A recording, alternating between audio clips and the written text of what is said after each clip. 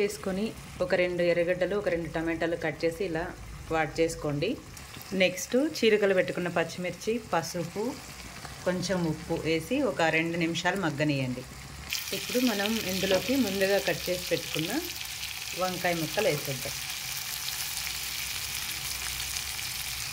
ఈ వంకాయ ముక్కల్ని నసరు రాకుండా, అదే కండ్ర అంటారు కదా, అది రాకుండా ఉండాలంటే నీళ్ళల్లో కొంచెం ఉప్పు వేసి పెట్టేసేయండి ముక్కలు కట్ చేశాక.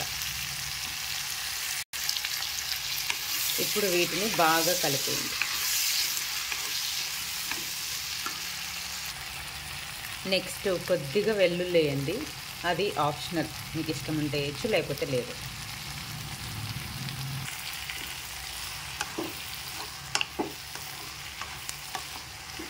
ఇవన్నీ కొంచెంసేపు మగ్గని. నెక్స్ట్ కావాల్సినంత కారం యాడ్ చేద్దాం. నాకు ఇది చాలు, ఎందుకంటే మిరపకాయలు మంచి కారం మీద ఉన్నాయి. నెక్స్ట్ మామిడికాయ వేసేద్దాం. ఇవన్నీ కూడా బాగా మగ్గాలి.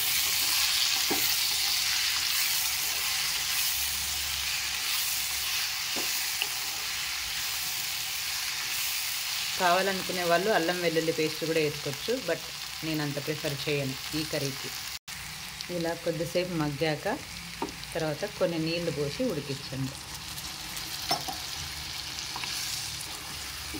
కొంచెం మీకు గ్రేవీ ఎక్కువ కావాలనుకుంటే ఇంకొన్ని టొమాటోస్, ఆనియన్స్ ఎక్కువ వేసుకొని చేసుకోవచ్చు, బట్ కారం బాగా ఎక్కువ పడుతుంది.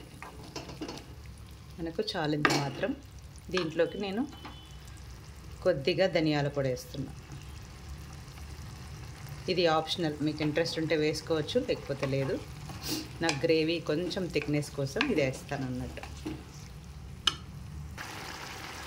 ఇది ఇంతటితో బాగా ఉడికించుకుంటే కూడా చాలు, బట్ నా సైడ్ నుంచి నేను ఇంకొంచెం ఇది ఆవాలు, కొన్ని ఆవాలు, మెంతులు, జీలకర్ర వేసి ఆడించుకున్న పొడి ఇదైతే ఇంకా టేస్ట్ ఎన్హాన్స్ అవుతుంది, బాగుంటుంది టేస్ట్. వంకాయ మామిడికాయ కూర రెడీ అయిపోయింది. వేడి అన్నంలోకి, రాగి సంగటిలోకి ఎక్సలెంట్గా ఉంటుంది. ఒకసారి ట్రై చేసి చూడండి, చూసి కమెంట్ బాక్స్లో కమెంట్ చేయండి.